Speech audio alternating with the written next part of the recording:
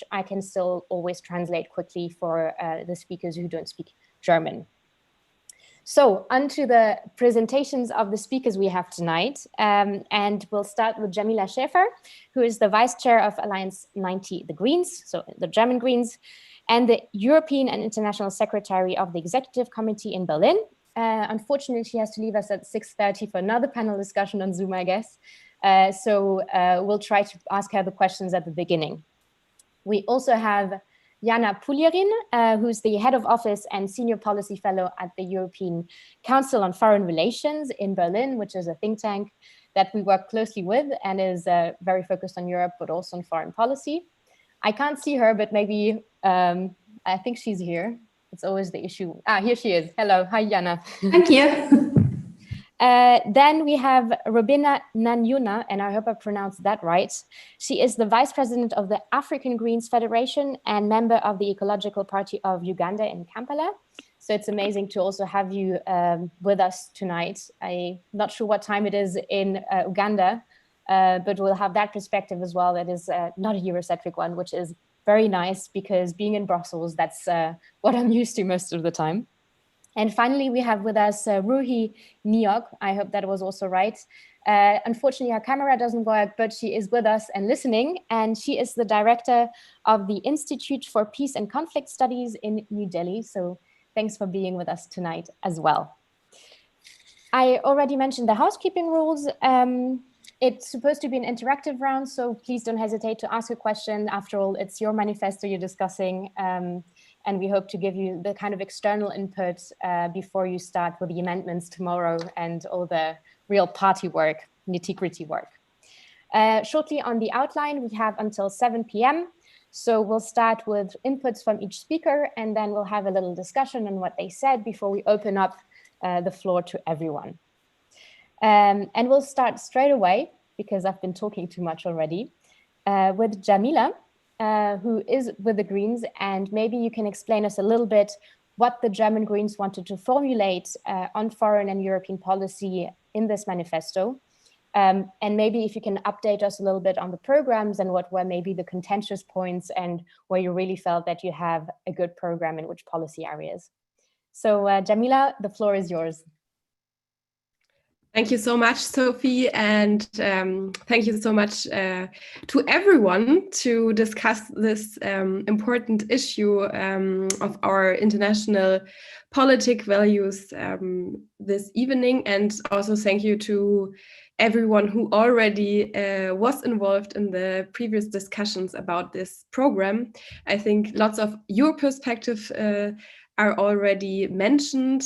For example, the vision of a European Republic is coming from the working group on European affairs of our party, and other ideas are coming also from other think tanks. And I think, yeah, what we see now and what I am proud to present to all of you is something like a common product of our party discussions.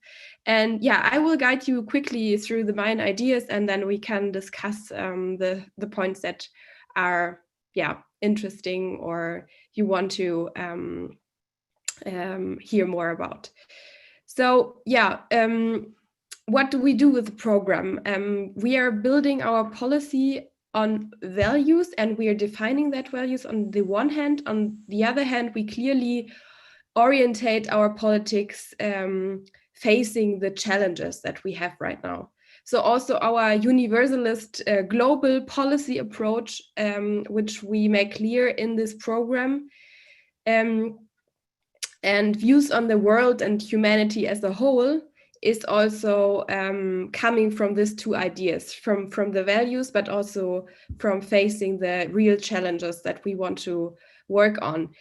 The values say that in the center of our policy is a human being in his or her dignity and freedom, regardless of when or where he's born.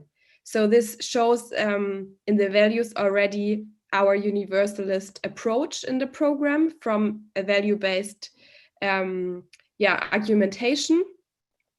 And of course, we also decided to go with a positive image of human beings also in the chapter of values, it says, human coexistence is based on the ability to solve conflicts peacefully and non-violently and to respect the human rights of all.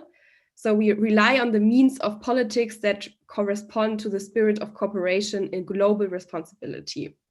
And as I mentioned, on the other hand, we develop our international approach from the insight that the challenges that we have today can only be solved globally.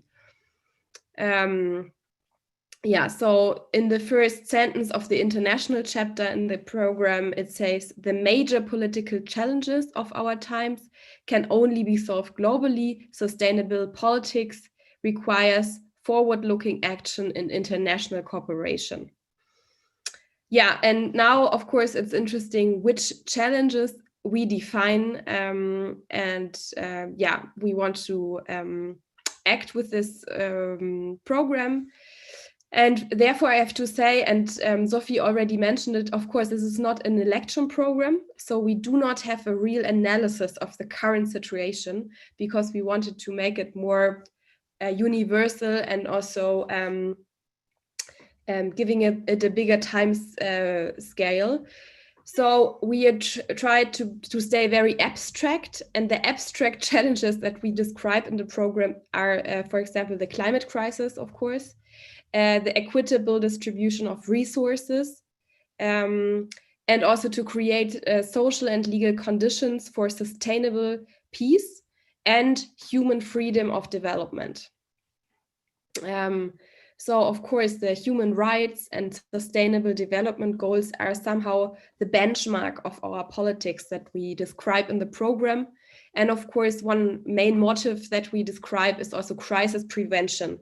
So, yeah, to orientate politics, not only the foreign politics, but also other policy areas on human rights and sustainable development goals are somehow the way to go with a politics that tackles crisis prevention. Yeah, and what are the answers that we give to that challenges in the program? Of course, we said we need strong international institutions and international order. We described the European Union as an anchor for multilateralism and democratic sovereignty in a globalized world. And we also said that this European Union, when it comes to be the anchor of democratic sovereignty and also multilateralism, it has also to be value-based, not only externally, but also internally. So we also said in the democracy chapter, where we also have a huge paragraph concerning the European Union, that the European Union has to develop further in order to have a better orientation on that value-based policies regarding, for example, the rule of law in the internal structures of the European Union. And that this is very important or a crucial point also for the next years. I think we can see in the situation in Moria right now, where human rights and the rule of law is damaged, and also, of course, the value-based politics in the European Union. We also said that even if there's not yet an agreement on international approaches to tackle common problems, there have to be also within the European Union, there have to be pioneers that go along and want to solve the problems concerning, for example, refugee politics or trade politics, for example. And to come to the security aspect, we described security as a concept of human security that doesn't only go and faces the national borders and the protection of countries, but it has the perspective on the human beings and sustainable security of the human beings. So we kind of have a broader approach to look on security that also contains, for example, the perspective on gender issues and also on climate issues, for example. And we, concerning the defense politics of the European Union, we strongly said, yes, we need more joint action there, but before we need a common foreign politics in the European Union and more analytical capacities and a strong orientation on crisis prevention.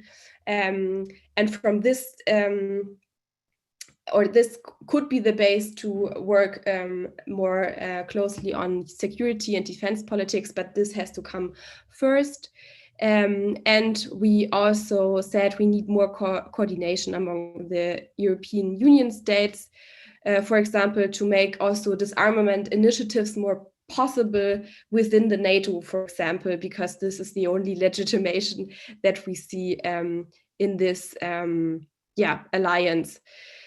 And for example, one last aspect concerning the trade instruments, we said trade politics has to be the instrument for saving environment and human rights and not the opposite.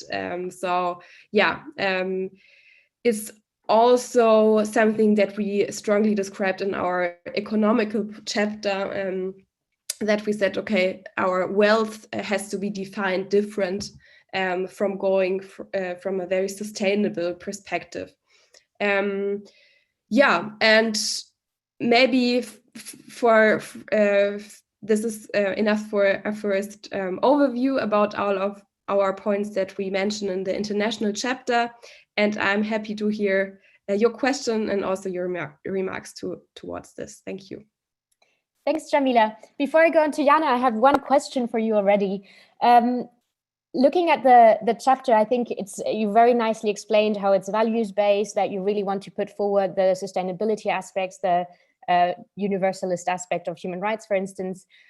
Let me ask you a provocative question. Do you think the program would survive a reality check, knowing that foreign and defense policy, for instance, are pretty much, we see like a global systems rivalry between China and the US. It's a more and more competitive world politics, unfortunately. So how did you balance the kind of realism you need to have to be in politics for the values that the Greens have?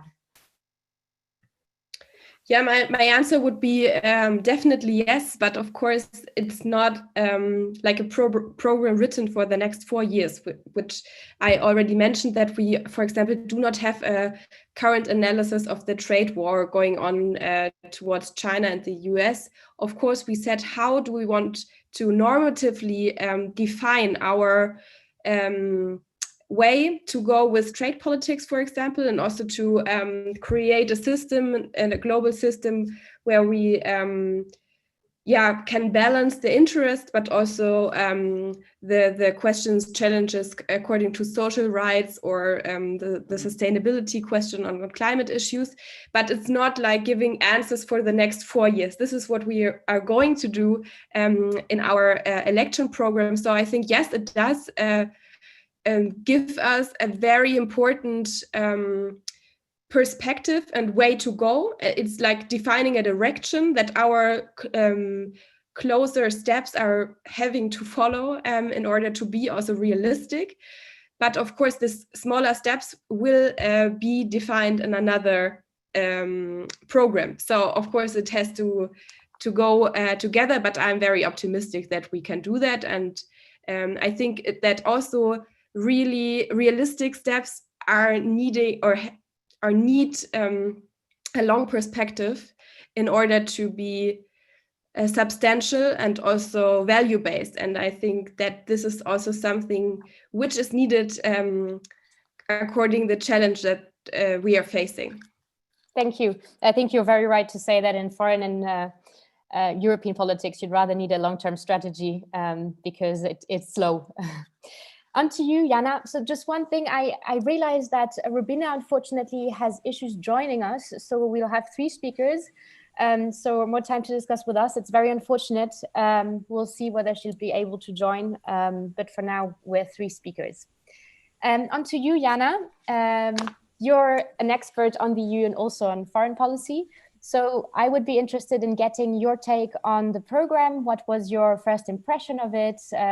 Whether you saw that something was lacking, and already maybe if you could say a word or two about how the EU was meshed into the different parts of the program, because it's in Chapter 8 as a foreign policy actor, but knowing that the EU is not only a foreign policy actor for Germany, but really also gets into domestic politics, how has this been meshed into it? Thank you, Sophie. First of all, I'm very grateful that I can be here again. I have been talking to the BRG Frieden in 2016 on the implementation of Article 42.7, so on security and defense issues. And that was a very lively and vivid and very controversial debate with a lot of interaction. We did not agree on everything, but I think both sides benefited from the exchange. So I appreciate you being open-minded and inviting me again. So, because I think I will spend the minutes I have not so much on telling you what I liked about the program.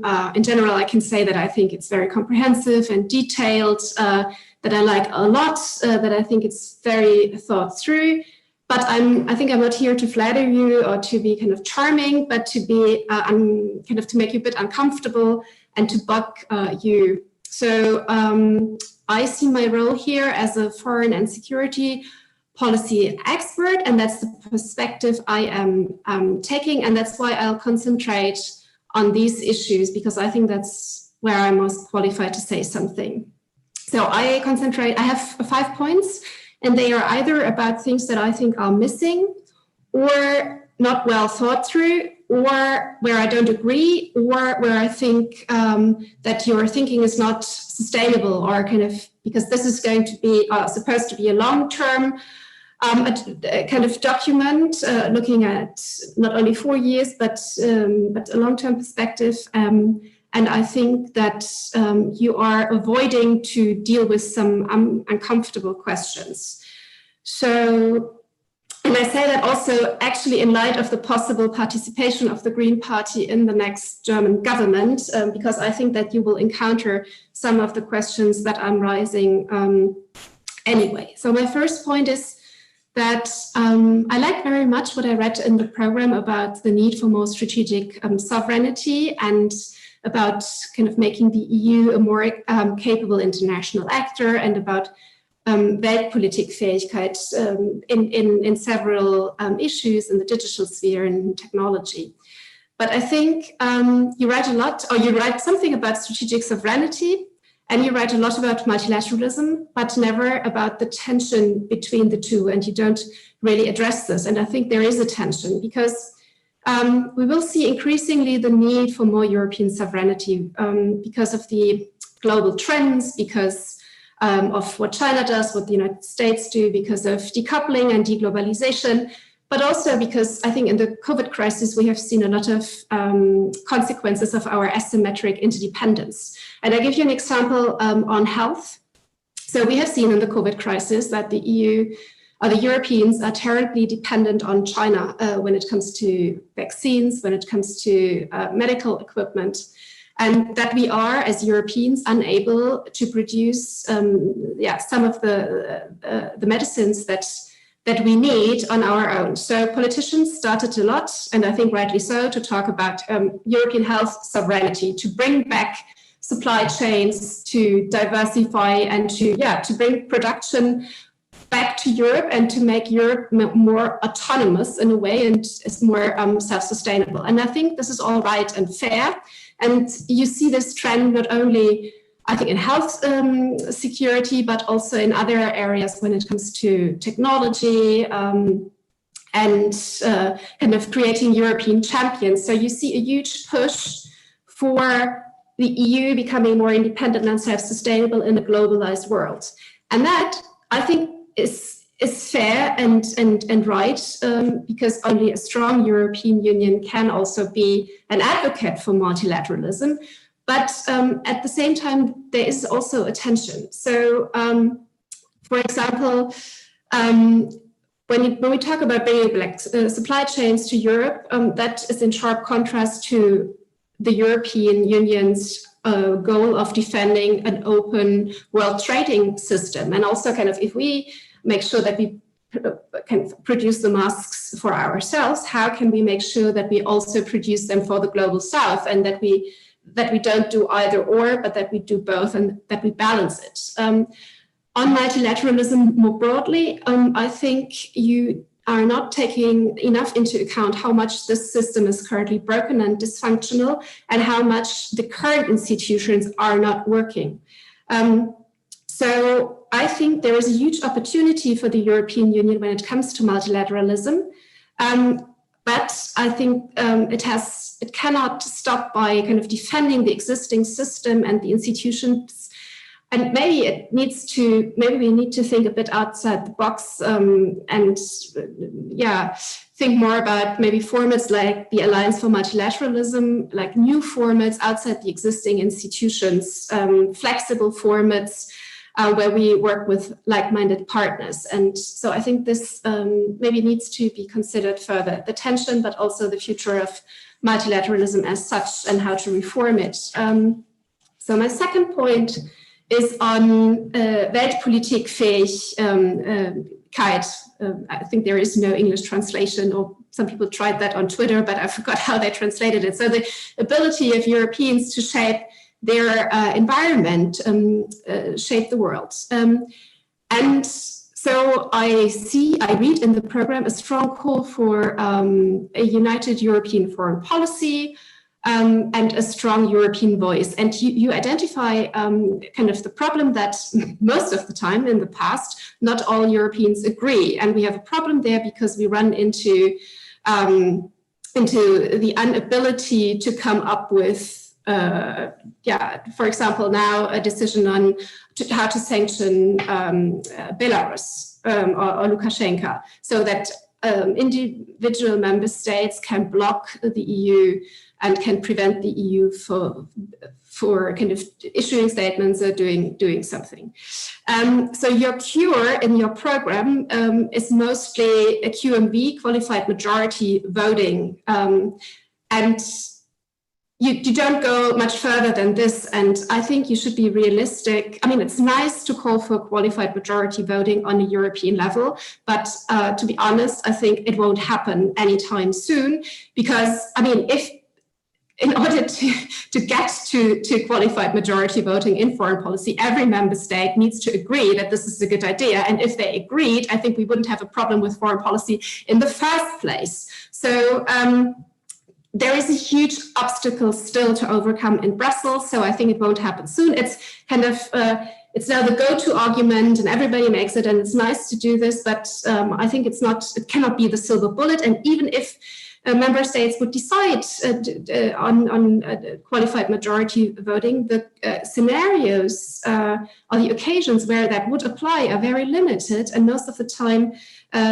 we would be stuck with unanimous decision-making anyway. So then you say, okay, coalitions of the willing are also appreciated. So there are occasions where inside the EU, a group of member states might decide to work more closely together. You call that Europe of different speeds, or kind of that this should be possible. But to tell you, or to look back into recent history, EU foreign policy or European foreign policy has not so much been EU foreign policy.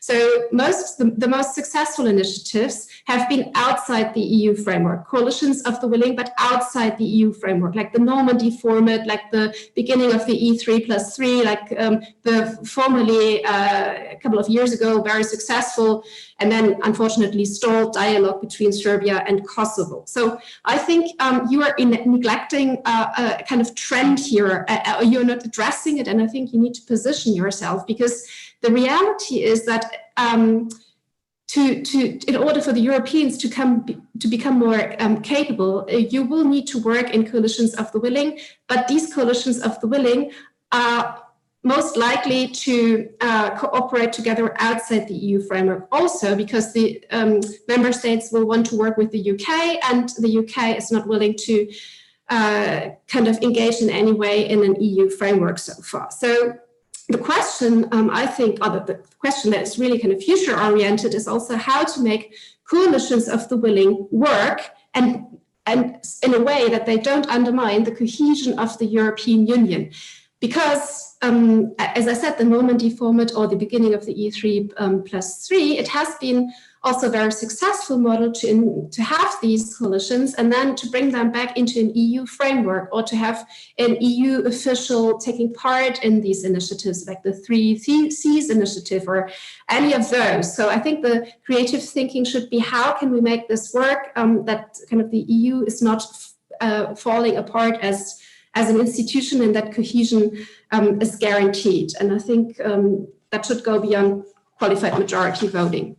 The coalitions of the willing bring me to my third point on security and defense. I think the problem is even bigger when we talk about the future of European security. And this is an issue I think you don't address sufficiently. So worst case scenario is that in November, Donald Trump is going to be re-elected and then NATO is not the organization any longer that it used to be. It's not, I don't say that it's falling apart. I just say that it might become kind of an empty talking shop and kind of, it will be kind of real brain dead like President Macron has said. So when we look at also recent developments, and I don't think that they are super, that these are great developments, but this is, I think, we have to acknowledge what happens, and that is that military interventions happen not in a NATO or in an EU framework any longer, but like the French are pushing, like the Strait of Hormuz initiative in a framework outside a system of collective security, like outside the EU framework, outside the NATO framework, and sometimes not with an UN mandate. That is the reality. You have a very clear stance here. You say it's kind of, you allow kind of the Bundeswehr to participate in, like the Grundgesetz also does, in interventions when they are within the system of collective security or kind of with a clear UN mandate. But the question is, what do we do if kind of the existing system does not function any longer? And I can give you an easy example. So think that the US under Trump are not interested in European security any longer, and there is an emergency situation in Europe's periphery. And you have, it's all on France, Germany, and the UK. And these countries are also willing to work together, but the UK says, okay, we don't do that in an EU framework because we're no longer a member and we don't have a say. The French say we don't do it in a NATO framework because this is because of the US and because of Turkey and because it's brain dead, and so this is not working. And the Germans cannot participate in that case because the UK and France could then say we do it in the European Intervention Initiative framework or in a coalition of the willing ad hoc framework. And if kind of, I don't know, it's about a failed state or then, then there is kind of, for the Germans, a decisive problem. And I think we will run into that problem more and more in the future. And so I think you should, I'm not saying that you should loosening your current regulation or how you think it should be organized. I think just you need to address this issue. Fourth, and I'm done in a moment.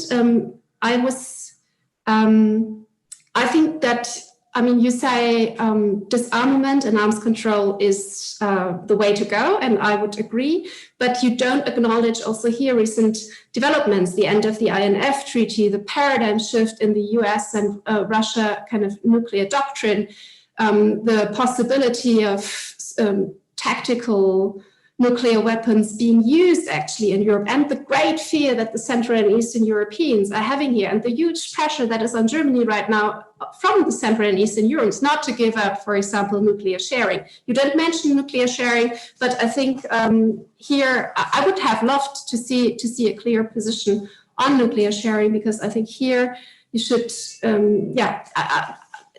you need to react to the recent developments, because it's not 2010 any longer. Nobody, I mean, we're not all dreaming about global zero, and the great power players have a totally different idea. And my last point, not about the military any longer, I think I like one paragraph where you say that the EU and the member states have to become more resilient when it comes to protecting their critical infrastructure. And I think you are so right when we look at Nord Stream 2 or Huawei and 5G. And there I would like to maybe get more concrete ideas how you want to do this, because there is so far no EU framework. But if you think about kind of investment screening, basically answer the question how kind of Nord Stream 2, why that was never discussed at an EU level and never screened when it, under kind of a security lens, and how we could install kind of control mechanisms in Brussels that these projects, can be stopped, or can at least kind of the danger that comes with them can be identified early on. And I leave it with that. That was very long, but yeah. Thank you, Jana. I think you made very, very good points. And I think it's also the idea to have a kickoff where it's not only about thinking how amazing the manifesto is, but to have the best manifesto possible. I would maybe add one point that you haven't mentioned yet too much, and it's about the parts where the manifesto speaks about multi-speed Europe. And it's one of the important parts because it also links back to foreign and security policy, knowing that it will be difficult to have it in the EU framework as we have it. So coming from my perspective as someone who works especially on democracy, it's been extremely difficult to square having a multi-speed Europe and having more integration while having also the kind of democratic structures that go with it. So maybe if you could say a word or two on that, and whether you see it as well, or yeah. No, sure. I mean, I share your grievance here and your concern. At the other hand, I think that I was very happy to see these passages on differentiated integration in the program, because I think this is the only way forward, because the European Union as it is now at 27, I think, has run into so many dead ends and cannot be developed further. So that I think to make it more flexible is the only solution. But you're right that. And that is not only true with foreign security policy, where I said that there clearly is a danger. The big challenge in the next years will be how to make that work better, that kind of it's more democratic, but also that you, as it is actually framed in the program, that you leave a door open for latecomers and that you don't create exclusive clubs, but that other member states can join. And but you're totally right. I mean, our current system of democracy, it's always the question with QMV in other areas has shown for whom is the EU then speaking, for example, if you think of coalitions of the willing, kind of what is their mandate, and are they talking on behalf of all of the EU or just and I think in the field of migration we have also seen how difficult it is. For example, when you so I think we are kind of we don't have another possibility to develop the EU further. For me, this is the only way. Good. Thank you for your answer. I think we can come back to that. And also one point I wrote down is about international trade, which is also an exclusive EU competence. And as we've seen with Mercosur, I think there's a lot to discuss there about how to bring it together with the values that are such as human rights. I mean, we saw that even with the Mercosur trade agreement at the moment, it's getting a bit complicated. But on to our last speaker, and I'm sorry it took a while. Ruhee, I hope you're here with us. So we talked a lot about the EU at the moment, and now it would be good to have a vision that is not necessarily from Germany, and have maybe your view on how, from an Indian perspective, how you think about multilateralism, whether you're also quite pessimistic about the future of it, how you see the global power competition developing, and what role you see for the EU maybe in this from an Indian perspective. So go ahead. Thank you, Sophie. If you could just confirm whether I'm audible. Yes, you are. Okay, great. I'd like to thank the Greens very much for having me here. I haven't really done discussions at the intersection of politics and policy before quite like this. So I'm absolutely thrilled to be on this brilliant panel alongside all the speakers before me, who I really enjoyed listening to. And I'd particularly like to thank Melanie Muller for extending the invitation to join this discussion. So, I've been listening very carefully. And what I see as my job here is really to give you quite literally the long view from India. Sure on multilateralism, but perhaps I'd like to talk a little bit about German foreign policy as well as the EU foreign policy outlook. What I haven't done, and I do apologize for this, is I haven't read the manifesto. I don't read or speak German. I have a very short overview of it. So I think Jana actually set me up very nicely. I will instead now take a step back and sort of give a big picture view so I can flag some broad observations that I think we can pick up in the discussion later if you think they're relevant.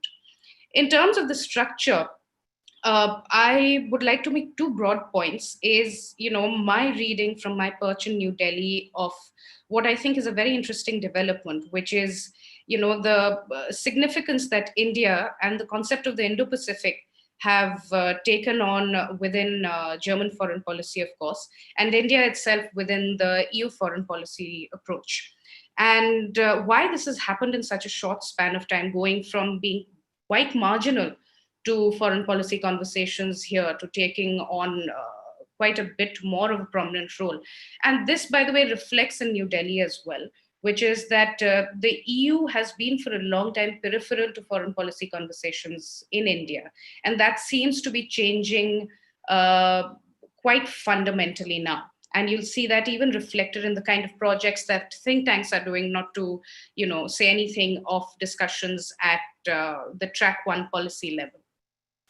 And what I'd like to do then is to look at the importance that has been accorded to India specifically and to the concept of the Indo-Pacific, which of course has broader participation that goes far beyond India, in terms of how this reflects, at least to me in my own personal assessment, how I see Germany as well as the EU sort of evaluating the proportionality of liberal values, which right from the beginning of this particular discussion we've seen is central to the foreign policy discourse, and how this has been calibrated in light of strategic interests, which is something that has been brought out by both Sophie and Jana previously.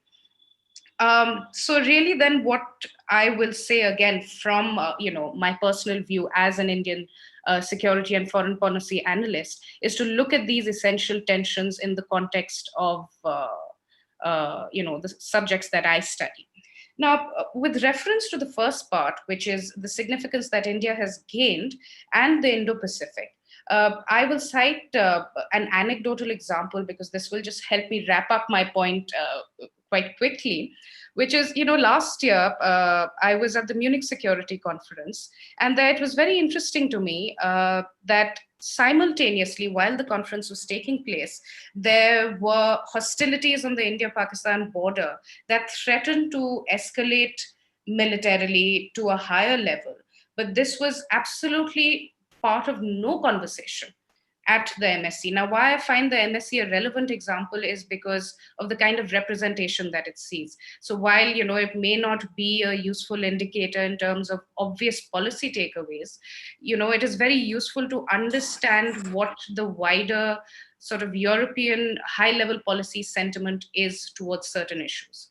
Now, within this whole thing, there was a very vague acknowledgement of the Indo-Pacific as a construct. And the only discussion that happened around this subject was between exactly 12 people in a tiny room on the sidelines of the conference. Now, if you fast forward to 2020 at the same conference, the Indo-Pacific literally assumed center stage in that, India's External Affairs Minister, Dr. S. Jaishankar, took the main podium at the conference to speak about security equations in Asia from the prism of the Indo-Pacific. Now, this shows you just the very sharp sort of upward tick in a recognition, perhaps, of sort of issue-based alignments with middle powers. And particularly in the way the Indo-Pacific construct sort of encapsulates this on the basis of values. and the importance this was accorded, or this has been accorded by the EU more broadly. So just to go into the brass tacks of why this would have happened, one is, of course, very successful public diplomacy by the countries such as India that are invested in the concept. But really what is most critical is the geopolitical circumstances of a wider recognition of the construct itself. As has been mentioned previously, particularly by Jana, this is a time when Europe is increasingly feeling the heat of China's, shall we say, its unique worldview. And it has, during the course of the pandemic, been quite vocal in its public condemnation of it in a very unprecedented way. And all of this, of course, doesn't function in isolation. What we see is all of this taking place in the context of, the snowballing effect of what we see as the frustration and disappointment of the downturn in the transatlantic alliance since President Trump came to power. So, the point of all of this, the basic argument that I'd like to make is, Germany, in trying to give itself more of a leadership role in upholding a rules-based order, yes, in the Indo-Pacific, which, by the way, as Sophie mentioned, and as you all would know, Germany published its policy guidelines for the Indo-Pacific just a short while ago. And in fact, the English translation was published, I think, just in the span of a day previously. So I had the chance to sort of glance through it. And what then I find becomes relevant here is, as I said, Germany taking on more of a leadership role, also identifying the importance of multilateralism, identifying the importance of multilateral mechanisms that are anchored in bodies such as the Association of Southeast Asian Nations, ASEAN, United Nations Security Council reform, and most importantly, of setting, the reliance on China, sort of a diversification of interests and geopolitical alignments, instead of really seeing it from the prism of a zero-sum game sort of equation, which is increasingly how we tend to see US-China competition. Along all of these anchors, there are several layers of complementarity between Germany and India. And why then all of this becomes important is this discussion on values.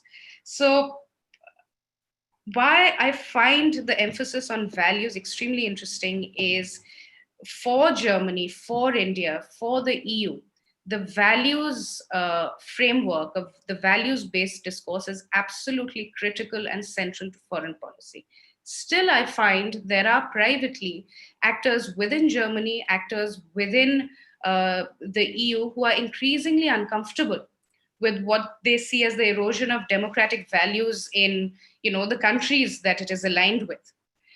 But my estimation of this is that, both of these work in their separate sort of parallels. I don't think that this kind of private disappointment and discomfort with the erosion of domestic values within someone else's territory is going to be of very great concern beyond perhaps private and in some occasions public rhetoric, unless it spills over into the foreign policy domain, which is what has happened with China, right? So ultimately, I think in the essential tensions between an emphasis on values and an emphasis on strategic interests, any relationship will be driven by practical necessity. And really, this has been the case with China as well so far.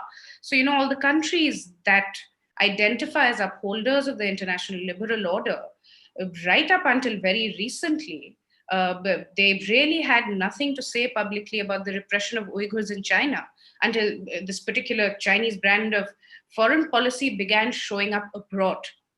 There's also a reason why China is the #1 trading partner for most countries across the world.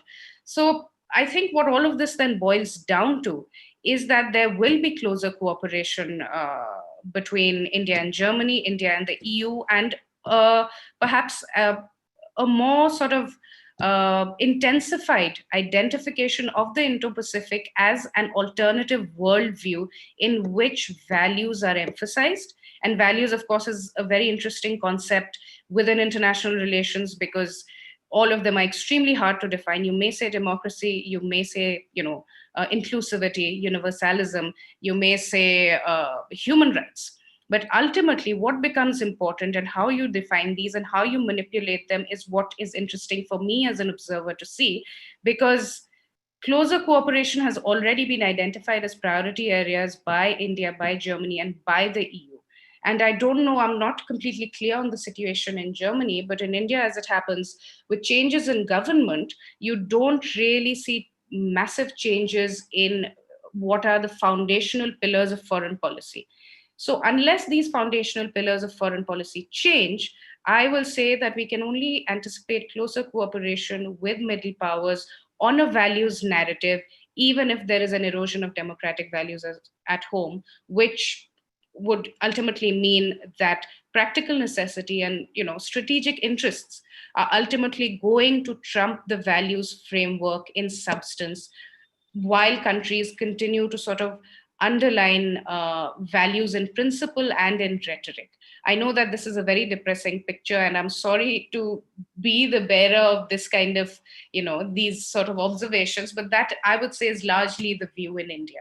I think I'll end here. And perhaps, I look forward to hearing what your thoughts are on these sets of issues. Thank you. Thank you so much, Ruhee. I think that was an extremely fascinating view to have. And it's true that the Indo-Pacific has not been a large part of the policy discussions, but it's changing with the changing transatlantic alliance. I would maybe have just one question for you, coming on to what you said about the rules-based liberal order. The view also from Europe, and I don't want to speak for everyone, but it's that you see with Modi having also a very nationalistic stance, with Duterte having clear populists also rising in other parts of the world and not only in the US. So do you really think that it would be able to have that alliance based on the international liberal order as we know it, knowing that of course it won't be the same as before, but still upholding these values?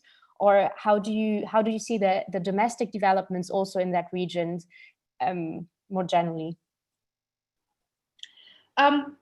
In an ideal world, domestic developments would lead to a significant volume of international condemnation. But here we're also talking about the kind of value addition that countries bring to the table. So just by way of example, you can think of India, Brazil, Germany, and Japan banding together for UNSC reform.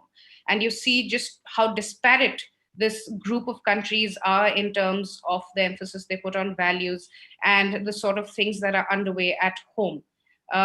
So in that regard, I think whether I like it or not, without making any value judgments, I will say that issue-based alignments are going to be possible. And particularly for a country like Germany, I think it is in fact crucial if it wants to continue to be in a leadership position to be able to then emphasize a values-based international system. Thank you. So more coalition of the willing, I guess, not only in Europe, but also internationally. Thanks so much. It's already 6. I can't believe it. It goes by so quickly. So instead of talking more, I would suggest that if you have any questions, please raise your hands. We have 74 participants, so it's quite a large number. It would be great if you could just raise your hand with a sign or write it in the comment section. And then I can just unmute yourself and you would have to just quickly present yourself and we can continue the discussion. If you don't have any question, I might start with one to give you a bit of time at least. Oh, there's a question. Perfect. From Catherine Can. So if you want to, unmute yourself. Perfect. Thank you.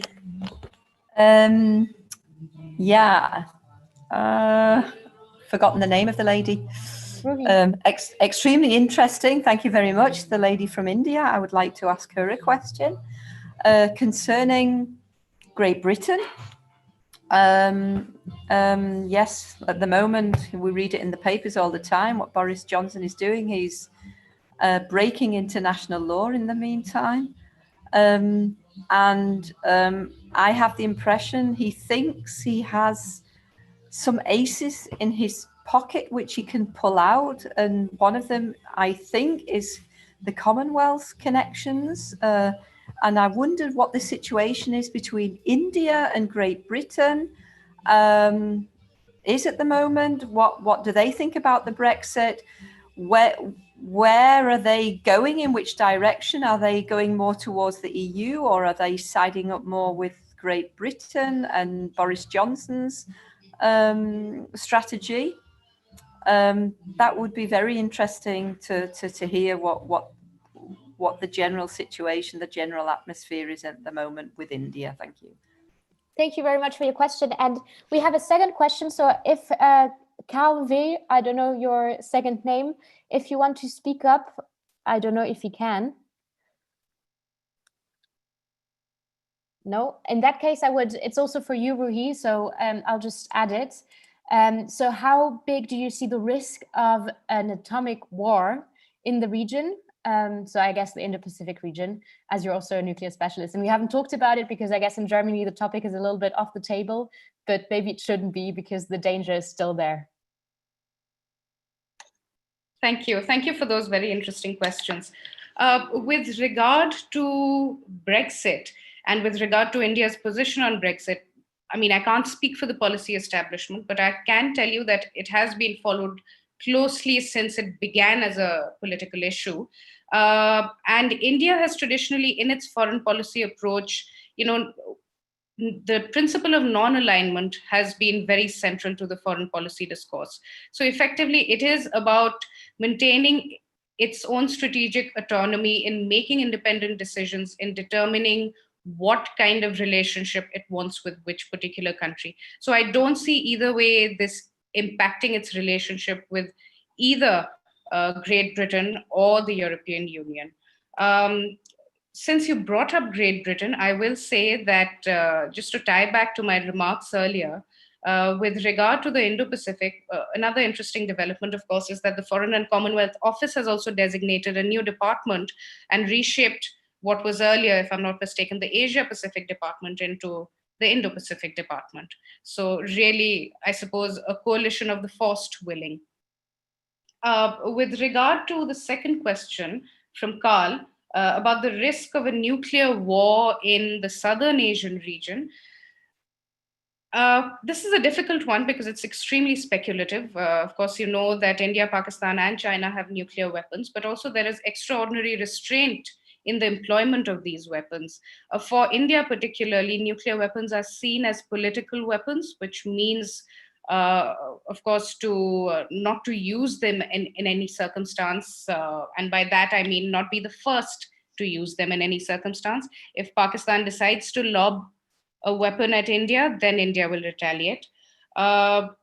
It is a delicate balance. I don't know if you're following what is going on with regard to tensions on India's eastern border with China, but I do not anticipate this spilling over into the nuclear domain. I am cautiously optimistic, but you never know because there is also within India and Pakistan the existence of tactical or battlefield nuclear weapons, so which create their own set of problems in terms of who commands them and whether there's accidental usage, which is its own, you can write a whole thesis on that. So I won't, sort of meander into that subject. In terms of, South Asia being classified as the most dangerous place on earth, I think that tends to be an oversimplification of things. There are several other very dangerous places in the world, not least of which, according to me, is Twitter. And I think I'll close there for this question. Thank you. Thank you. I think 2 points. One is that Brexit follows us all around. I feel that on every discussion I am, somehow Brexit comes up. And the second one is one you mentioned, and I haven't read the entire program, but cybersecurity is also a huge issue we haven't talked about, and the role maybe of foreign policy, even in the digital field, knowing that you have foreign agents meddling with elections and making really their foreign, making basically cybersecurity or cyber wars a part of their military strategy. I can't see any raised hands at the moment, but I would have a question maybe for Jamila and then also to Jana, maybe more on the kind of global role you see for Germany as a foreign policy actor. And we mentioned it before that obviously Germany wants to stay a rules-based actor, wants to focus on multilateralism and on values, having a very strong normative approach to it as well. The question is, knowing also that there is, and I'll speak for myself maybe, but Germany is a huge arms exporter, you know, there might be some hypocrisy as well for some reasons, and you have a different approach to like foreign and defense policy, especially than, for instance, France or the UK. And coming from that perspective and knowing where the green values are, do you think, what kind of image would you like to see for Germany in the future? Thank you. I think this is a very important question. And yeah, I mean, we tried, I think, to say also with this program that, of course, the heart of the matter that we are facing is that in the European Union as a whole has to be more strategically capable and has to define common guidelines and strategic goals. But of course, therefore, we also miss the capacity of a common analysis of common interests, for example. And of course, it's also the problem, yeah, that the value-based politics are also attacked within the European Union. So I think that the efforts of Germany should be focused in the end to rise also the capacity of the European Union to gain a common analysis of a common stand. And I think that it should also be connected always with the multilateral approach, because of course, we have heard also from Jana that there is a tension between a multilateral perspective and also the problem of going along or pushing for short-term goals that we have to do now. But of course, this is also something that we try to stress out in order to say, of course, we need some joint actions with alliances with people that share our values, and we need to do that. But on the same time, and this is maybe also a bit dialectical, but I think it's also necessary to keep in mind the multilateral vision, because I think if you also want to have more if you want to take more credibility action, you also need to have a vision, to have a plan and to come up with it. So this is somehow what we try to define there. And I think to come back to your Wayne question, I think the German efforts should rise the strategical capability of the European Union. Thank you. Jana, do you want to say something on that? Yes, I want to say something on that. And I want also to comment on Karl, because in the second part of his comment, he kind of mentioned your remark that in Germany, we don't talk about, or we don't consider nuclear war an option, or we think that nuclear weapons are not kind of, I think it was not your point to say that they don't matter or that nobody is afraid of them, but that kind of, we don't fear an immediate escalation, I think. And I just wanted, because I met this point briefly with nuclear sharing, but this is really something that I think will be one of the next big debates we are having in Germany. And I know that this is a sensitive topic for the Green Party, and rightly so. And I know where you're coming from. And I think it's actually a danger that a lot of people here think it's not kind of the likelihood of a war is very low, and that the nuclear issue is somewhat solved, because it is actually not. Because I mean, we are running into a situation where kind of the INF treaty was just where Russia and the United States kind of ended the INF treaty, and where we have no regulation on intermediate range missiles currently in place. And where we have a situation where Russia has developed certain capabilities and can target any European capital with that. And that is not much debated, but especially in Central and Eastern Europe, people are worried about this. And so I think that within Europe, we will have a debate about strategic stability and how to react to this, especially if Trump gets reelected and he will leave also the New START agreement. I mean, the United States and Russia are modernizing their nuclear weapons. They are modernizing also the nuclear weapons that are in Büchel in Germany.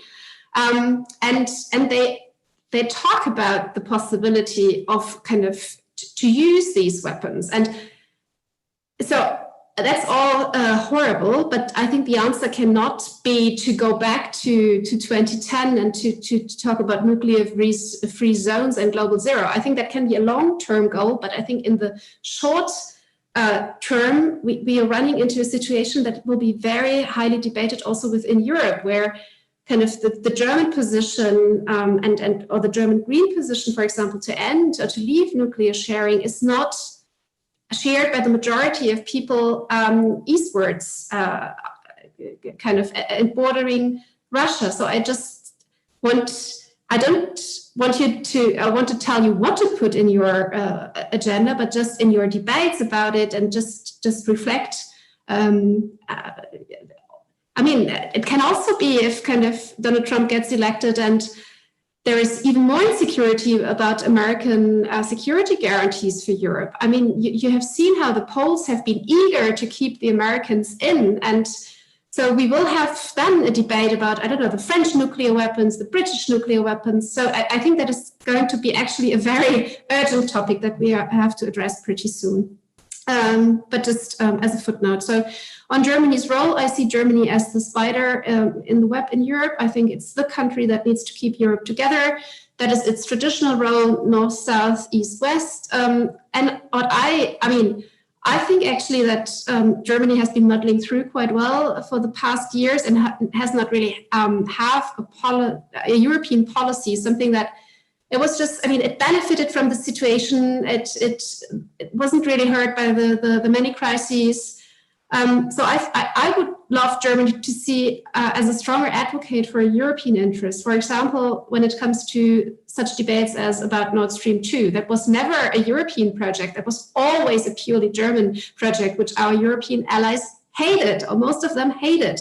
Also, we are very much under critique because of our relationship with China, because it's always said that we criticize the Hungarians and but that we are kind of the closest ally that the Chinese have in Europe because we have such close economic ties. And so I think we should be advocates for a truly European China strategy, for a truly European energy strategy. And I think that the Green parties actually have a very outspoken about this. And I think that was really great. And so I think we should talk about the link between external and external. So when we talk about kind of a strong international role for Europe, I think we have to prepare the domestic conditions for that. That means that we have to we as Germany have to strengthen the euro, because if we want to have the euro as a strong international currency, that costs money, also our money, then we should not kind of block, now with the recovery fund, there has been some movement, but I think that was the right direction. And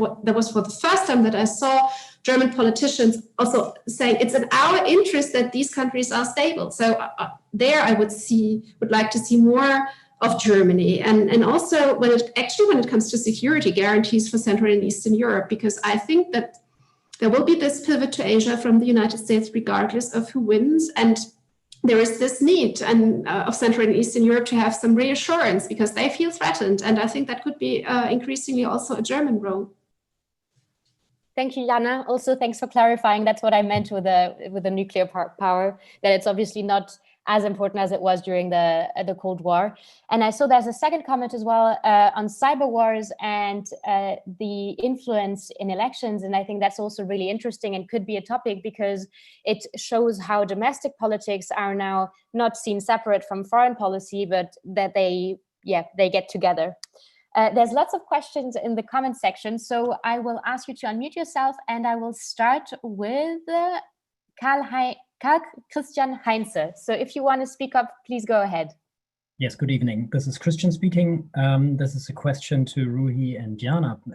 And I wanted to say we are talking about our European values, which should apply internationally. This is our aspiration. And I would be interested to know, how is this perceived in other parts of the world? For example, in India and in China. Do such countries feel that we look at things from a purely European perspective, or do they consider this as arrogant? I mean, sometimes I have the impression we look at the world in one way and everybody has to do likewise. Thank you. Thank you very much for your question. I think a very relevant one. And we'll continue with Jan Schielkolk. Hello, everyone. I hope you hear me okay. I am Jan, spokesperson for the Council on Peace and International Affairs here. I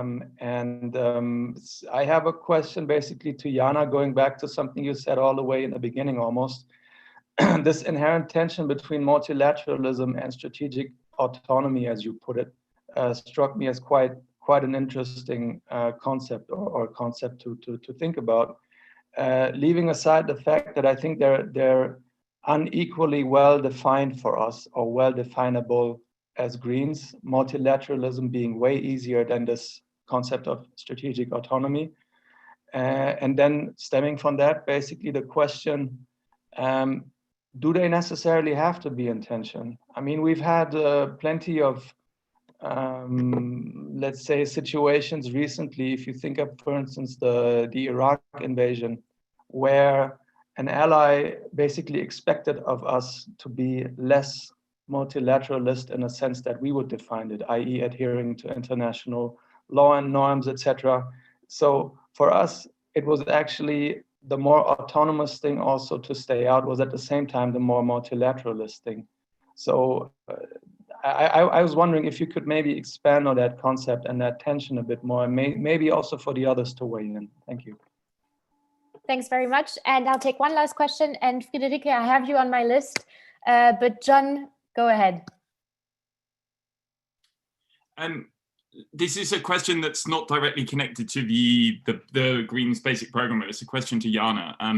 If you were advising the Greens which potential ministerial positions they should take in a future coalition government in 2021, should they go for the finance ministry or the foreign ministry? And what sort of things would you bear in mind to make that decision?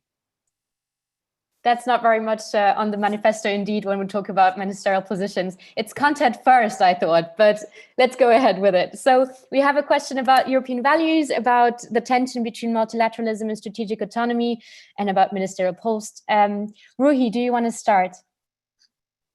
Sure. Let me preface this by saying that this is not my own view. It is my reading of what I think is the dominant view in India in terms of the emphasis on values. As I said earlier, as a foreign policy approach, values is very central to the Indian conversation as well. So if there is a push for values in an international system, in perhaps a vague sort of construct, then that is very welcome to India, because that is exactly what it desires as well. And that becomes relevant because of the kind of unique worldview, shall we say, that China is taking on. Now, if this were to, however, transgress, shall we say, the India's territory, if there is a condemnation of an erosion of these values within India, then I'm not sure that's going to be very appreciated. It hasn't been in the past. And in that regard, I think there might be a perspective, at least one, and a fairly dominant one, in which any sort of condemnation, such as, with regard to Kashmir, there is an understanding that that sort of condemnation will then arise from the EU. And if there are any positive accolades or relationship development to happen, then individual countries will come to the forefront.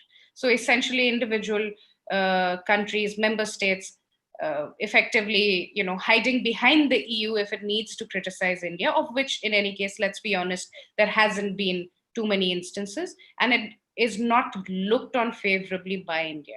With regard to China, again, I would argue that, if you are pulling up China for, if not erosion, then a consistent flouting of values as defined by the international liberal order, I think you can see that it obviously doesn't make China very happy. But at the same time, in order for its worldview to take dominance, even within specific sectors, let's say, such as digital connectivity, you will see that it is rhetorically emphasizing,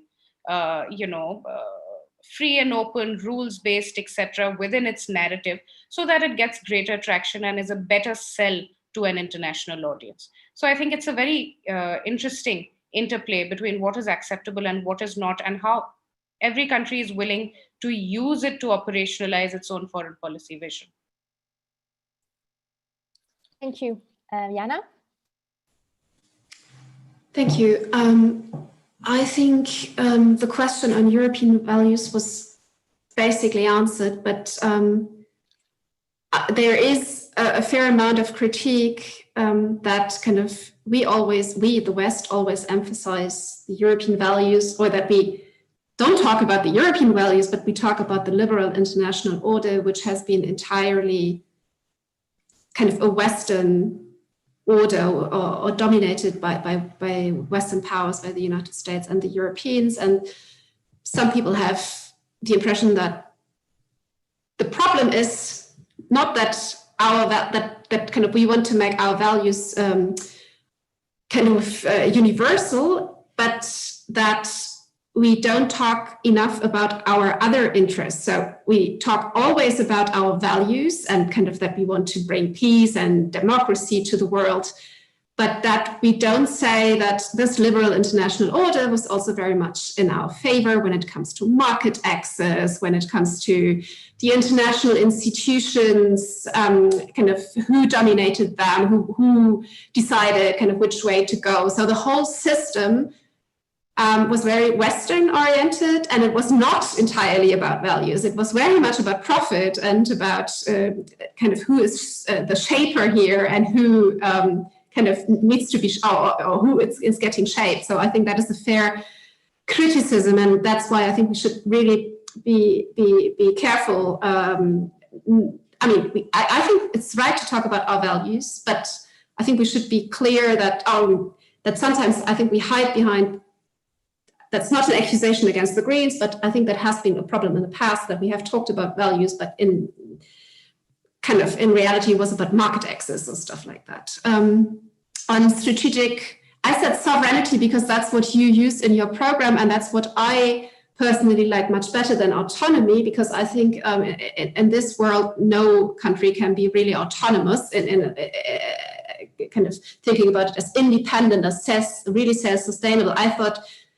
I think about the concept of European sovereignty as kind of enhancing the EU's or the Europeans' capability to act and to be actually, a shaper and not a rule taker only, kind of to be not the playground, but a player. But I think there is a tension. It doesn't have to be always, it doesn't have to be play out or be destructive, but I think we need to address it. And so, because it's not only about kind of shaping the international environment the way the debate goes, and rightly so. For example, take the 5G debate. So the problem here is that we have kind of basically a strong Chinese competitor, but only kind of with Ericsson and Nokia, kind of two European companies, but very small European companies. So that kind of and here the debate goes, we need European champions. We need kind of in the debate on 6G, we need to have more Europeans in the field. And also when it comes to the whole field, for example, of AI, when it comes to digital sovereignty, the idea is that the big tech companies are either American or Chinese, and where are the Europeans? So it is, in a way, technical sovereignty, digital sovereignty, health sovereignty. It's always also about kind of making us fit for the 21st century and strengthening us and bringing, it's not about, like Donald Trump says in the United States, it's not about bringing kind of labor back to the EU, but it's about bringing supply chains back. And So I think there is a certain tension when you talk about European champions at the one hand, and the idea, of kind of not only global trade, but also, so maybe to put it bluntly, the danger is to put European sovereignty into European protectionism, and we should avoid that it becomes European protectionism. But I think there is the danger that sometimes this can get out of control. And so, and multilateralism per se is not, is not, I think that we talk so much about European sovereignty is also because multilateralism did not deliver. And it's also to hedge against the shortcomings of multilateralism. For example, like we have seen with the health crisis with COVID, with having not the possibility to get access to medical equipment in due time. So I think it's linked together. And I think in the EU, they started to talk about global strategic autonomy, because they have realized when they talk about strategic autonomy only, that is not exactly the right term. So, but I think it doesn't need to be necessarily bad, but I think we need to think about it more carefully, because we want to be both. We want to provide for our citizens, like Macron says, a Europe that protects, but at the same time, we want to be an advocate for multilateralism, and how that goes together and where the tensions are and how to solve them, I think needs to be discussed. And on foreign policy or the finance ministry, I would definitely take the finance ministry or aim for the finance ministry. On foreign policy, I think the Greens have much to lose when it comes to the to their own, like to the cohesion of the party. And so there are so many contested issues, like it's about arms export will become a very, very dirty topic, especially because the French and the Germans do that fighter airplane together. The French want to export it. If the Germans say no, that so you run into trouble there because it's a very ugly debate. I mean, you will have to have the debate, but in the foreign ministry, it's really kind of, you single yourself out. It's about nuclear sharing, I think, about kind of the tornado replacement. It's about how to counter, how to address the future post-INF. It will be about military interventions, increasingly, I think, without UN mandate, but with a lot of pressure from the French on us. So I think you should avoid all of this, take the finance ministry. And you have seen that with the recovery fund. I mean, in the crisis, how much of finance a German finance minister can actually influence. And I think if you want to influence Europe, take the finance ministry. Thank you, Jana. I think that was a very clear-cut answer. Maybe just one point on European values as I work on it, but domestically in the EU, I think one important point as well is to have that the EU needs to be careful not to have double standards there as well, as we saw an erosion of European values within the EU. To have a coherent foreign policy, it's important to have it also internally. Just one more housekeeping rule. Jamila has to leave in 5 minutes, so if you have questions to her in particular, please ask her now. And I have 3 more people on my list, and I'll start with Friederike von Franke. So if you want to speak up. Yes, hi, my name is Friederike von Franke. I'm from Frankfurt, and I'm in the LAG Frieden. Unfortunately, I do not have a question for Jamila, so if the other two do want to have a question, then no. Okay, my question is for Jana, and sorry for my remark with the cyber security. This is really my little hobby, and I'm always a bit allergic if, with these cyber war phrases being thrown around. So my question, Germany is picking up more responsibility in NATO defense, in the NATO defense system. Is that not seen, or isn't that enough? And should we, for example, mention it better in the Grundsatzprogramm? That's my question. Thank you. Thank you very much. And we'll continue with someone who raised her hand. So thank you, Nadine. Go ahead. I hope she can. No, maybe okay. That one. Yeah, it should work. Perfect. You may. All right. Actually, I was initially going to ask first let me introduce myself. My name is Nadine Milde, and I'm the speaker of the work group on international politics and Europe here in Cologne. I was initially going to ask a super specific question about the current state of the Lieferkettengesetzdebatte, i.e. the standardization of global supply chains. But I think I'll ask a much more general one to.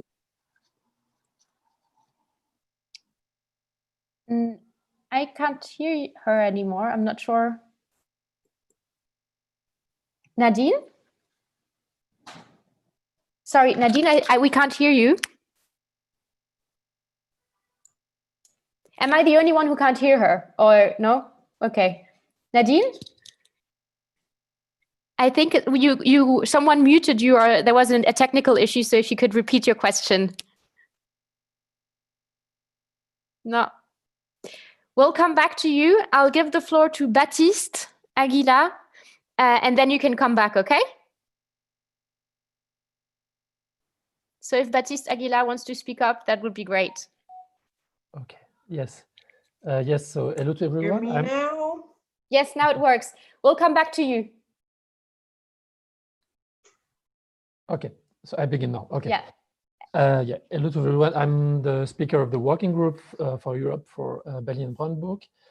I would have a question foremost for Jamila about this value approach, which I found very interesting. Perhaps more general question would be about how did you conceptualize this mix between this value-based approach and this realistic strategic approach? And then the more specific question would be about how the EU is capable of, let's say, learning about internal conflicts within the European Union. Let's say, for example, with Hungary, or this kind of, let's say, value-based conflicts, which are also very realistic. And how can we learn about this kind of process to be, let's say, better on the international level? The idea is that the kind of conflicts that we have within the European Union, some kind of, not exactly the same, but it's the same structure as conflicts on the international level. So how can we try to balance this kind of like diplomacy and strategy within Europe and diplomacy and strategy outside of Europe as like multilateral actor? Thank you. Thank you. And we'll try again with Nadine. Hopefully your microphone will work. I have no idea if you hear me right now. It works. Okay, yeah, my window's I have no idea what's going on. I have no idea what you heard before. I'll just start with the question without my introduction. Jana already mentioned that there's a certain ambivalence in our program as to whether we're in favor of strengthening existing institutions, global ones, or the EU versus reforming and bypassing them. I see an ambivalence as well as to whether this program as a whole is critical of a current capitalist economic system, or tries to reform and standardize it a little bit from within. So this is a super basic and broad question, maybe for Ruhee. Would you say that the issues that this program tries to address globally, such as power imbalances, exploitation, colonial legacies, ecological exploitation as well, do you think those can realistically be rectified from within the current capitalist economic system? Or do you think that we realistically need a very fundamental and basic critique of this kind of growth-based economic global system that we have right now? Thank you. That's a very big question, I would say. Yes. Before we go to the answer, which will probably be a big one as well, I'd like to give the floor to Jamila, because I know she has to leave pretty quickly. So I don't know if you want to say maybe a few words before you have to leave. Yeah, maybe a few closing remarks for now. Thank you for all your questions. Yeah, maybe one last comment to the question of how to be more valuable or to strengthen the value-based politics.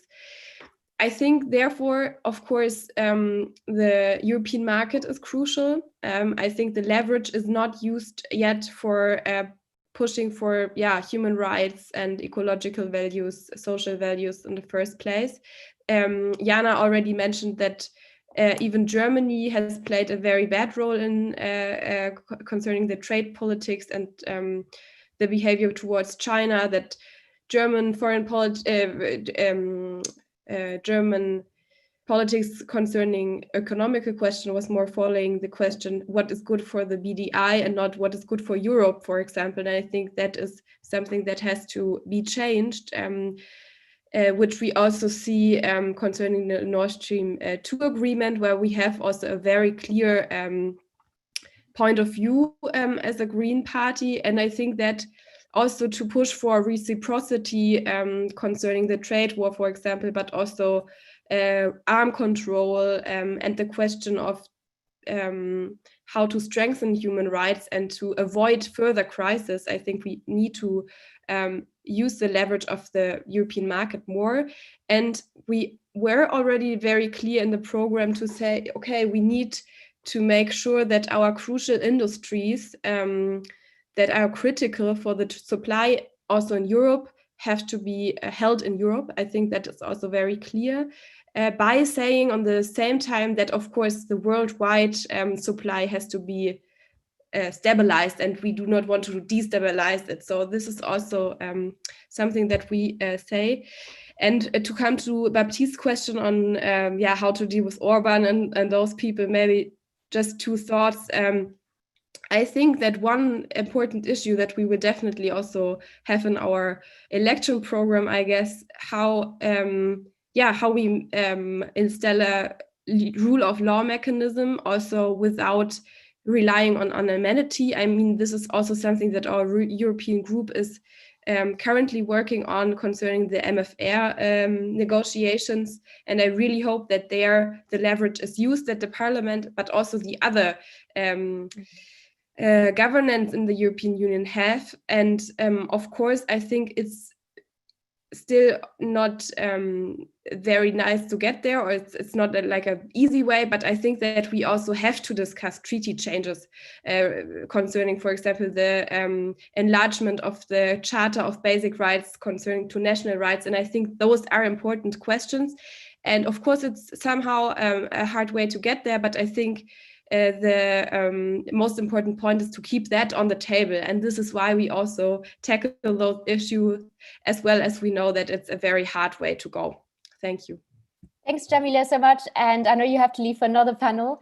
Thanks for being part of this discussion. We still have 25 minutes left with the other speakers.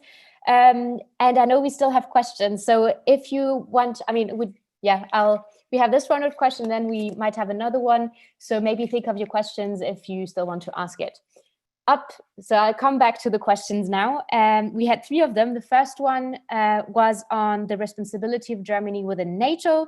The second one from Baptiste was on the balance between the internal and the external diplomacy, as you would say, in the EU. And this third one was two questions, one to Jana and one to Ruhee, if I remember correctly, Nadine. One of the critique of capitalism, which I found a very important one, because obviously the economy is an important part for Germany. And the other one on the role of international organizations, whether you need to reform them, bypass them, how we can move forward. So I don't know if you, Ruhee, you want to start? Sure. Thank you, Nadine. And Sophie, as you pointed out, this is a very big question.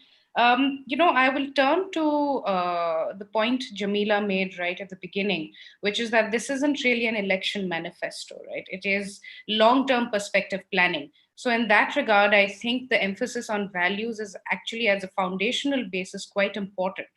In the same vein, though, again, to go back to what Jana was saying right at the beginning, perhaps, and once again, I say here that I haven't read the document, of course, but perhaps a closer sort of, or perhaps a better calibration of emphasis on these values, but also a realistic assessment of what is achievable. right? So in that regard, even within the capitalist system, I think there are ways to take steps to reach the eventual goal. I don't know, and I can't speculate whether they can be solved within the same system or what time frame they can be solved in. But if at all you are imagining a framework for this document in which you are identifying phases such as short term, medium term, long term, then it might be useful, at least for the short term, to identify some very specific things that you're looking to get at just within the system that the world is fortunately or unfortunately currently operating within. And for that, the calibration between values and interests, I would say, is absolutely crucial. Thank you. Jana? On Friederike's, I don't know if it was a question, I think it was a statement, and I agree with her that Germany actually plays a much bigger role in NATO than a couple of years ago, and that after 2014, a lot has changed. I would even say that Germany is kind of the European backbone of NATO, and has also, signaled greater willingness with the headquarters in Ulm and with actually more defense spending and all of that. I think the problem is that with the Trump administration, it is all about the 2%, which I think is a shame and also is missing this point. But I don't know if you need to take account of this in your Grundsatzprogramm. I don't remember. I mean, you when you talk about the Bundeswehr, you say that it needs to be kind of that the equipment needs to be necessary and it needs to be sufficient for the Bundeswehr to fulfill its tasks. So maybe you could say something about the 2% goal, which you, I know, refuse, but maybe you could make a convincing argument or could just put on the table openly how you want to address this issue, because that is where it all comes down to when we talk about NATO, and I think it's a shame, and there are other concepts how to do it. Kind of 3% include others spending in there, but on substance, I agree just with the assessment. I would share that. And on the internal, external, and on the value approach for foreign policy, I think, but you have mentioned this already. For me, it always is also a question of how credible are we kind of exporting our values if we are not really credible inside the EU itself. And the problem is, as long as we kind of have real problems with rule of law, freedom of the press, and all of this in Europe, it's pretty difficult to be kind of that beacon of European values and this role model for the outside world. That's why I think coming back to internal, external, I think we need to try to be much more credible. And I think there was an opportunity missed with the recovery fund to be more credible and to push for our values inside the European Union. Although I acknowledge that this is very difficult, and because we never thought that we see such kind of aberrations in the European Union. But I think we should not give up and focus on the domestic. I think if we focus on the domestic, the kind of, as we say in German, Strahlkraft, the kind of attractiveness comes without much emphasizing it. And I think on the international organizations, I think it depends the organization and what you want to achieve. I think so. 2 points. In a situation where not every, but where the Chinese, the Russians, the Americans try to undermine existing international organization at any cost and constantly, I think to aim for their sheer survival and existence and to strengthen them, it's an end in itself. So I think we cannot then further undermine these existing institutions. But at the same time, we need to acknowledge that some of the critique that maybe not exactly from the, I don't know, Chinese or Russians, and mostly not from the Americans, but it's fair. So, for example, when you look at the UN Security Council, so I think we need to acknowledge that there are some parts of international organizations that are not reformable. And so I think, of course, there is a lot on the table when it comes to reform of the UN Security Council, but none of this is likely to happen. So, and I mean, we need to be kind of, we need to base our policies a bit in realism. So, and if that is the case, then I think we need to start thinking, how can we kind of keep the idea of the UN Security Council, but not with the UN Security Council, maybe work with the General Assembly more. There are kind of gray zones also. I think they are even mentioned in the program, actually. But so I think it's a mix. We should keep what is reformable or worth it, and maybe not openly attack kind of the United Nations. But then we should constructively think about how to maybe work around them in other areas. I think a very good example has actually been the, although in the beginning I thought that they are truthless, but is the Alliance for Multilateralism. In the COVID crisis, for example, this alliance issued a statement against kind of in favor of the WHO, condemning the United States for leaving, and also the Trump policy, the Trump approach. And so I think there is room for medium-sized powers if they come together.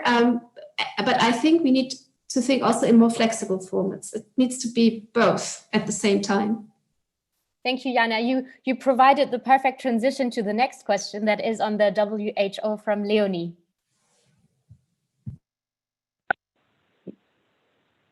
Yes, hello. I wanted to get back to your thoughts about the tension between multilateralism and strategic sovereignty, looking and asking you a bit more about health, and especially on the WHO, looking at the COVID crisis, looking how China has been responding or engaging with the WHO in the beginning of the crisis, looking at how Trump has turned his back towards WHO. And wanting to ask you how you see or what should be the European answer, how to bridge this tension, if you want, or how you described it, between multilateralism and strategic autonomy in the area of health. Thank you. And the next question is Melanie. Yes, thank you very much. Thanks for the interesting inputs. I'm from the Internal Working Group for Peace and International Relations. I have three short questions. One, I think, provocative question for Ruhee. Ruhee, I mean, do you think that the EU is a credible partner? I mean, there are so many internal issues, and I mean, starting from what some people call the so-called migration crisis, but I think it exposes that it's very complicated for European states to find a common position. And I sometimes wonder, what is the impression from, if you allow me to call it the global South, on the European Union, on the state of the European Union at the moment? Second question, and I hope that's not too provocative as well. I mean, India has a lot of commitment to democratic norms and values, but at the same time, we also see an erosion of values in India. You know, if you were to recommend to like a German political party on how to deal with that issue, because at the same time, it could be a partner, and you mentioned that already, how do we deal with that? And then another question to all participants, or the two participants left, Jana, for you too. Feminist foreign policy. I mean, this evening, I think, is a very nice event, because there are many women at the panel. If I look at other political discussion, it's not always like that. And I mean, what is needed to bring more women on the table in political discussions and so on? And I would really love to hear your two perspectives from different regions, like on a European level, but also how do you see the chances to do that in India, Ruhee, where I think you are an example as a female leader of a think tank. Thank you. Thanks. Very up-to-date questions. Maybe Ruhee, you want to start off? Sure. And Melanie asking all the difficult questions. Thank you so much, Melanie, for these. In terms of the credibility of the strategic partnership with the EU, I will say that, as I said earlier as well, there has been an intensification of the emphasis on cooperation.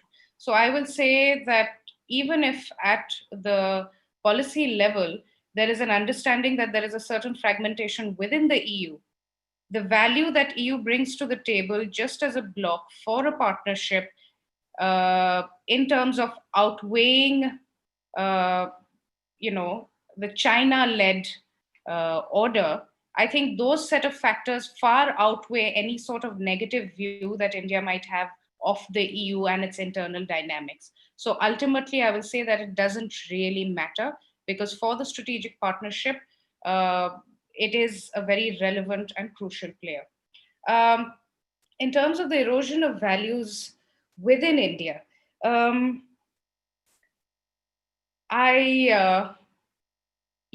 question I'll turn this around on its head, and I will ask whether the German foreign policy establishment and I'm sure that, there are discussions over drinks at home, but I want to know whether they would be willing to, let's say, craft a statement citing exactly this, that there is an erosion of democratic values, and this is not in consonance with the values it seeks to promote abroad and within the liberal international order. I think if we are able to answer this question, depending on whether it's a yes or no, I think you will have your answer. With regard to feminist foreign policy, I find this very interesting because, Melanie, you've been to India. I mean, you know that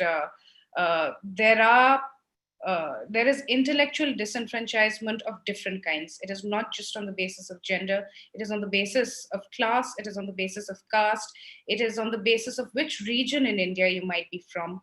And it could even be on, the basis of language. As you know, still very much value is attached to being able to speak English properly. So there is a certain elite, value that is accorded to it, and that helps you get through doors, regardless of whether or not you have the same amount of talent as someone else who might not speak the language, let's say, very well. So in that sense, I think just the lens of feminist foreign policy is a very valuable line of inquiry to understand how intellectual disenfranchisement can work, even specifically within the think tank community in India.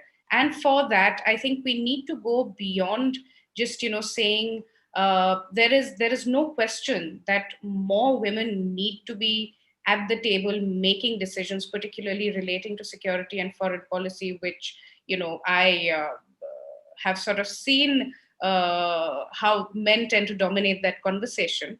But I think we need to reckon quite a bit more and more deeply about the sort of cognitive and structural biases that lead ultimately to the more physical manifestations of a lack of a feminist view on security and foreign policy issues.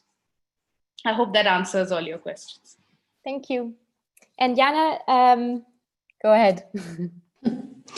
Yeah, maybe to start up front, I'm not a health policy expert. I'm foreign and security policy expert, but my think tank has recently worked a lot on health sovereignty, actually, and the EU in global health. So I base my remarks on the knowledge of my colleagues, first and foremost.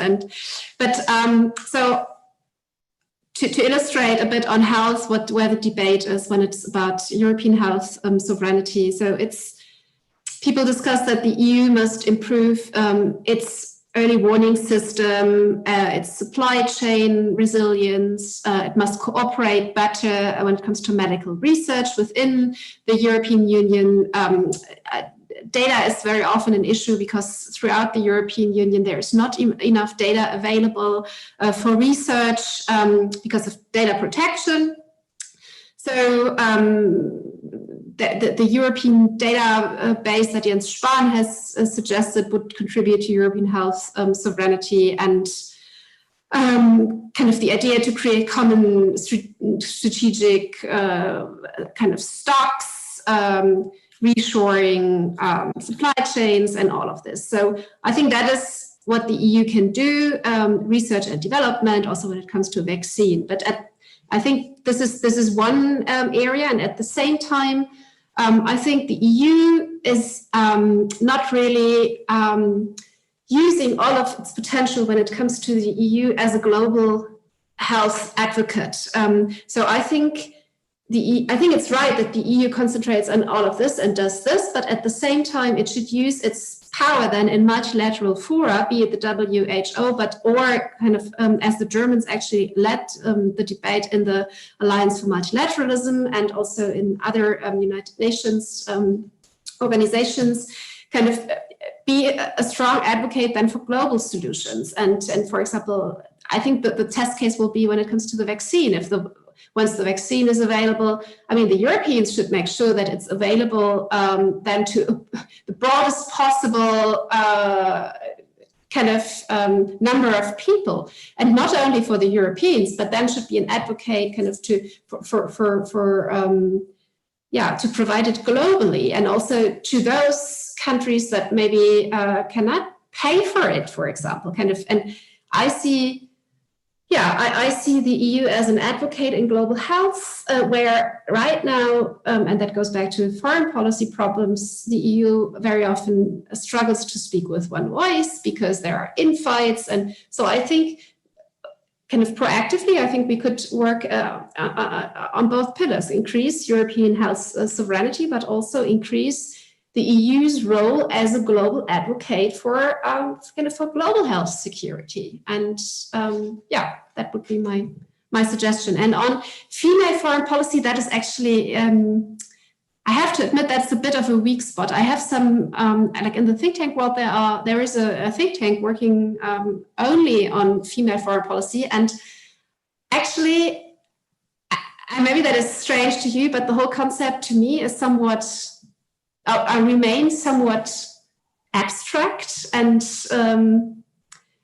I can only say that I kind of on a day-to-day basis think that the situation here might be different to the situation, or might be superficially better than in India, but but still, I mean, when it comes to diversity, not only men and women, but also kind of, I don't know, different nationalities, different old, young, whatever, the debates I'm in are still predominantly male and predominantly kind of 50 plus. And so I think we have a lot of work to do here in our debates, because it's about giving women a voice. Kind of, I think that a lot of people make a lot of efforts, and I have personally also experienced how difficult it is to get female speakers, but then you have to make more of an effort. I mean, there are just not that many, but increasingly there are good female speakers on any topic, and you just have to look a bit more carefully, and then you will find them. But I think that the situation here is still far from perfect. Perfect. On that word, it's 5 minutes before 7, and I see that some people are probably going to want to have dinner. So, and we don't have any questions, so that's a good sign. Maybe just for your final words, and maybe keep them very short, but my question to you would be, if you had the possibility to highlight one topic in particular, one thing you would really like to see, either in the manifesto or in the German foreign policy, what would it be? And we'll start with Ruhee. Thanks, Sophie. I'm going in completely blind here, but it's on the spot. I'm going to echo what Jana said in the middle of her remarks, which is, lowering the possibility of nuclear use between Russia and China. And I think perhaps more leadership within the nuclear domain, identifying very clear and concise ways in which conversations can happen about this. Because even with regard to, security guarantees in Asia extended by the United States, there is a lot of fracture and tension there as well. So I think globally, the nuclear spotlight needs to be shone back onto the original contenders, so to speak. Thank you. And Jana? I don't know where to start. I have a wish list that is kind of reaches from here to Christmas, basically. But yeah, I think that the Germans, I think, need to come to terms that the world around us is changing. Maybe that's now very global, but I think that I feel that I'm living, or that I'm witnessing the end of an era when it comes to the so-called liberal international order, that the post-1990 world is slowly dying, basically, and that a new world is not yet in place. And I'm not happy, not sure if that's going to be a happy place, the new world order, but that we are kind of in this transition phase, and that a lot of the certainties of the old era we cannot no longer taken for granted. And we talked about this at length here, the international institutions that we cherish so much as Germans, and that I don't want to give up, but that they are increasingly under threat or dysfunctional, and then how to solve that problem. And then, as I said, the coalition of the willing problem, be it in the EU framework or be it outside the EU framework,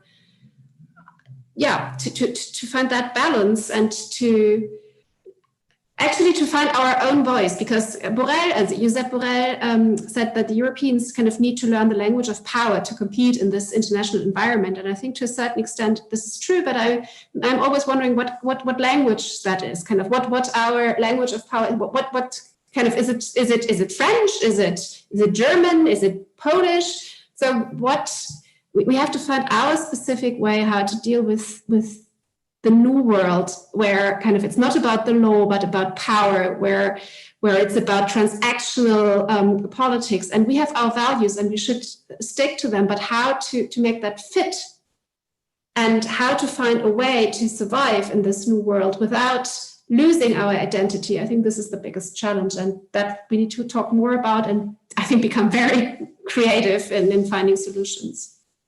Thank you for this concluding remarks. I think that's definitely something to take with for the participants. There's one topic, unfortunately, we didn't talk about, and that is international climate policy.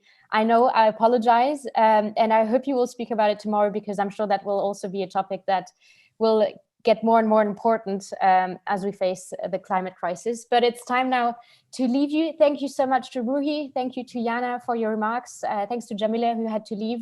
I think it was a broad discussion we had, but for me at least a very interesting and constructive one. So thanks a lot. Thanks a lot also for the organizers, that's Melanie, Piga and Andy.